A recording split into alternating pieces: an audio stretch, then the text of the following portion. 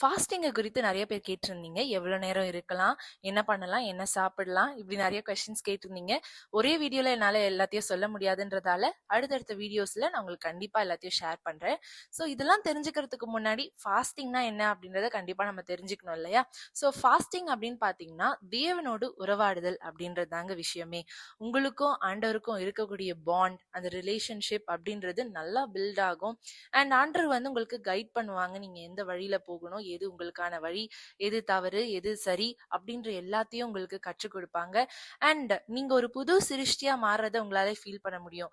ஆண்டவருக்கு பிரியமில்லாத காரியங்கள், அவர் வெறுக்கிற காரியங்கள் எல்லாம் மறையறத நீங்களே பார்ப்பீங்க. நீங்க ஃபாஸ்டிங் இருக்கும் பொழுது நிறைய தடைகள் கண்டிப்பா வரும். ஏன்னா ஆண்டவரே 40 டேஸ் ஃபாஸ்டிங் இருக்கும் பொழுது சோதனை வந்துச்சு.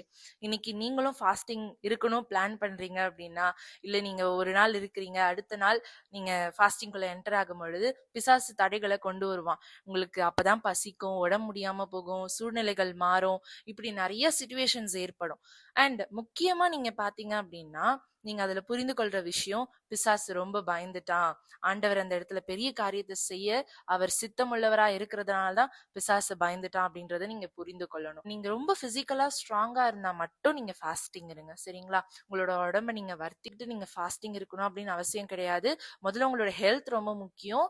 அண்ட் இதுக்கப்புறமா வர வீடியோஸ்ல இதுக்கு ஆல்டர்னேட்டிவா என்ன பண்ணலாம், சாப்பிடாம இருக்க முடியாது, சோ என்ன பண்றது, ஆல்டர்னேட்டிவா என்ன பண்ணலாம், அண்ட் எவ்வளவு நேரம் இருக்கலாம், என்னெல்லாம் சாப்பிடலாம், என்ன பண்ணலாம் அப்படின்ற எல்லாத்தையும் நெக்ஸ்ட் வீடியோல நான் உங்களுக்கு சொல்றேன். God bless you.